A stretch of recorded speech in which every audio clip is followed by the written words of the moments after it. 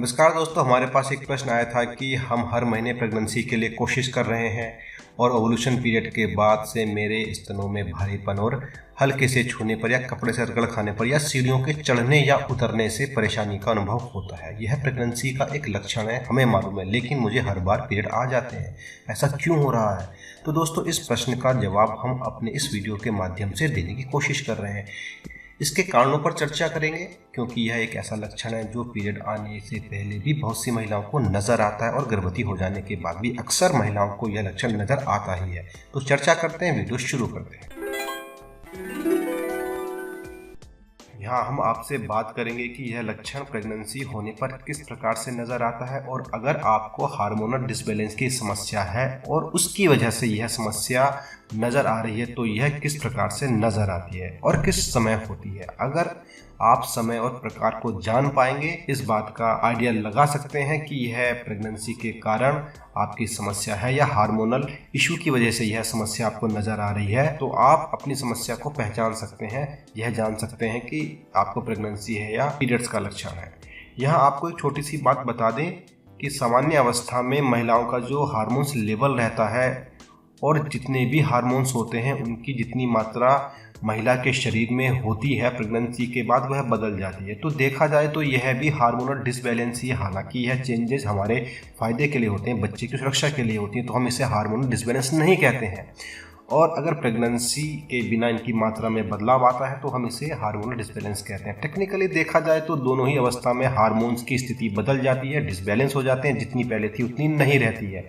तो प्रेगनेंसी होने पर भी और नहीं होने पर भी इस प्रकार के लक्षण आपके शरीर में नजर आ सकते हैं। महिला के शरीर में एक प्रोजेस्टेरोन नाम का हार्मोन्स होता है। जब इस हार्मोन्स की मात्रा में बदलाव आता है तो इस प्रकार के लक्षण महिला के शरीर में नजर आने लगते हैं। जब इसकी मात्रा बढ़ती है तो यह लक्षण नजर आने लगते हैं। जब महिला के शरीर में हार्मोन्स डिसबैलेंस की समस्या नजर आती है तो ओवुलेशन होने के तुरंत बाद इसकी मात्रा बढ़ जाती है, तो यह लक्षण महिला को ओवुलेशन अर्थात पीरियड के बाद 15 से 20 दिन के बाद नजर आने लगते हैं। तो यह सीधे सीधे प्रेगनेंसी का लक्षण नहीं माना जाता है।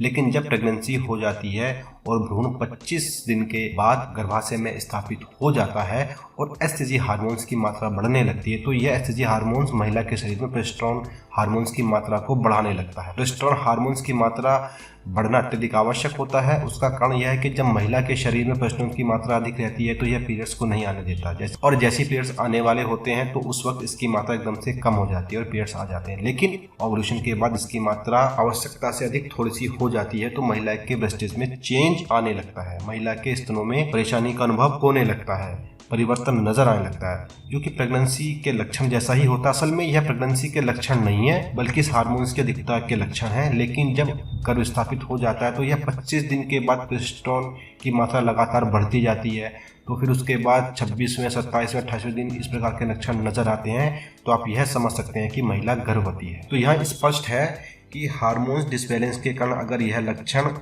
लास्ट पीरियड के 15 दिन के बाद या 20 दिन के बाद आपको नजर आते हैं, क्योंकि इस हार्मोन्स की मात्रा बढ़ चुकी है हार्मोनल डिसबैलेंस की वजह से, तो यह समस्या हार्मोन डिसबैलेंस की है, आप गर्भवती नहीं है। लेकिन अगर यह समस्या आपको 25 दिन के बाद लगभग 28 दिन के आसपास से शुरू होती है, क्योंकि इस वक्त महिला के शरीर में प्रोजेस्टेरोन हार्मोन्स की मात्रा बढ़ना काफ़ी ज़रूरी होता है, और जब वह बढ़ जाती है तो उसके साइड इफेक्ट के रूप में यह समस्या आपको नजर आती है, तो आप समझ लीजिए कि आप गर्भवती हैं। तो 20 दिन के बाद समस्या तो आप गर्भवती नहीं है। अगर 28 दिन के आसपास यह समस्या नजर आती है तो आप गर्भवती हो सकती है। दोस्तों, इस वीडियो में हमारी ओर से इतना ही। यह वीडियो आपको कैसा लगा आप अपने कमेंट के माध्यम से हमें ज़रूर बताएं। दोस्तों, साथ ही साथ आप इस वीडियो को लाइक और शेयर करना बिल्कुल भी ना भूलें। और दोस्तों, हमें भरोसा है कि आपने हमारा चैनल सब्सक्राइब कर लिया। दोस्तों, नमस्कार।